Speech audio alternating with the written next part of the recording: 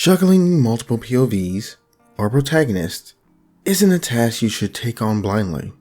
If you need proof, go watch Ruby and check out all the discourse there. It alone can teach you how messy this can become with ease. After all, it's tough enough making one character the star of the show, as you must ensure their story makes sense and is engaging. The more you add, the more likely you are to fail. As for why, I've simplified it to 2 reasons. First up, you can risk audience disconnection. As the laws of writing for strangers best state, even if you're writing a story about a group of people, the audience will latch onto someone in the group as their main character, no matter what you do. They might not be the most liked character. See Luke Skywalker in Han Solo, for example. But there is a character who we're the most connected to as the hero. When you switch up the hero on people, they might feel betrayed since they want to be with this character, not that one. Even if you do know who the true main character is, you're introducing much more complexity into the narrative.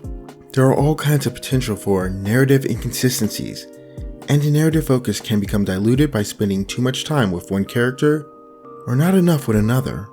This can also lead to difficulties with character development. It's playing more at breadth instead of depth.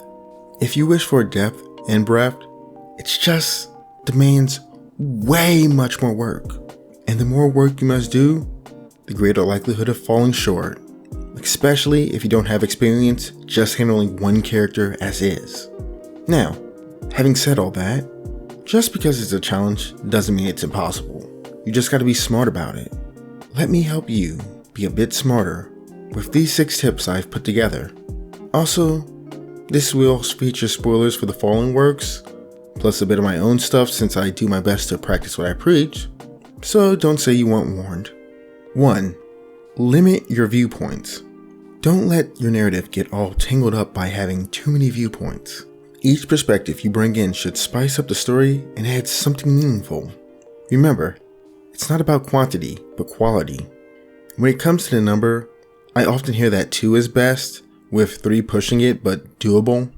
I know you can do more, however, and there is no fast rule on this. I do think it helps to limit the amount though.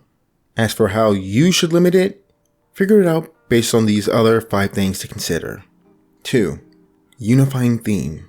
A good trick to keep your story from feeling scattered into multiple viewpoints is to have a common theme or big goal that ties everything together.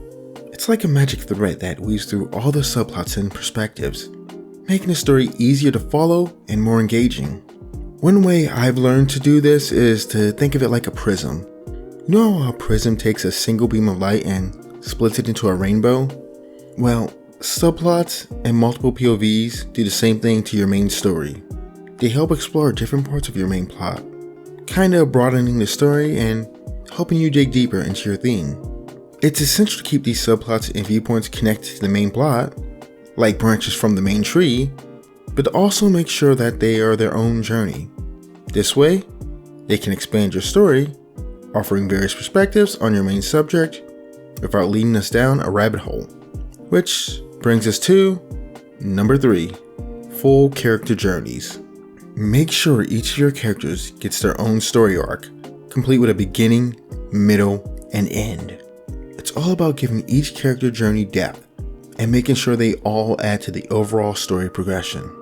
Like making a pizza, each topping, or character, adds a unique flavor, but they all need to come together in the end to make a delicious final product. Let's look at the Mugen Train arc from Demon Slayers as an example.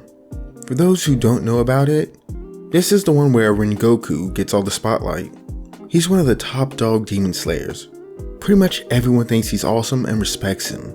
Throughout the arc, he's the one everyone keeps an eye on. I kinda figured he was gonna bite the dust, and spoiler alert, he does. But you know what? He wraps up his story neatly, repeatedly turning down offers to become a demon, and leaves the main characters feeling all inspired. Now, remember, not every character's got to die or anything, or even have some big life-changing revolution about every single thing. Just bear in mind that their little side story is their own personal journey. 4. Smooth viewpoint switches. Switching between viewpoints should feel like sliding into a comfy chair, not tripping over a toy truck. When I flip the script to someone else, I've got one of three reasons in mind. I want to follow the story, crank up the suspense, or make a character seem more likable. For example, when we're talking about sticking to the story, sometimes your character is napping or stuck on the sidelines while all the juicy stuff is happening elsewhere. That's when it makes sense to change viewpoints. But if your main character is in the thick of things, keep the spotlight on them. I'm a fan of keeping the focus on the star of the show. I'll get into that a bit more later, but to give an example of this, I'll use my current work. In The Ties That Blind, the main star Cassidy takes the lead for the first 4 chapters. After that, a lot is going on, she's got her day job to deal with, so I let the other characters take over. Wynn steps in chapter 5. Alban and Rebecca share the stage in chapter 6. Eden takes the reins in chapter 7. Cassidy's back in the hot seat in 8 and 9. Wynn's up again in 10. And Cassidy's back in control for 11 and 12. I know she's going to trade off more with Rebecca later on, and I'll figure out how and when based on this. I'm always making sure to follow the story when I do switch. Now, when I mentioned cranking up the suspense, that's when I might switch things up and show things from the villain's POV. This way, we get a sneak peek at what they're cooking up and what's coming down the line. For example, here's an image from Gargoyles, when David Xanatos and Demona create a clone that becomes one of the greatest threats in the series. Lastly, we've got sympathy.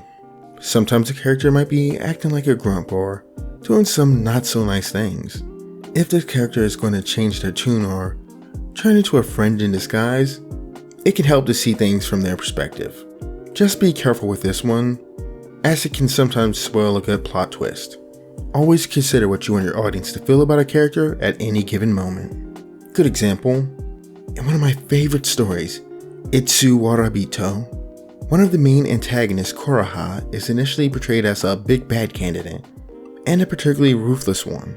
While she remains ruthless, she becomes a much more sympathetic character once we learn her backstory, explore her actual perspective, and see her develop her relationship with her allies. 5. Character pecking order. I recommend setting up a character hierarchy with 1 alpha at the top. This alpha term comes from Story Genius. Basically, it says that multiple protagonists are an illusion, that everything often converges at one single, strong point that's defined by the alpha protagonist. The alpha is the character whose story this really is. They're the one who gives meaning to everything else in the story, and who we're following, even when the story is told from another character's perspective. This helps you divvy up the focus between characters more effectively.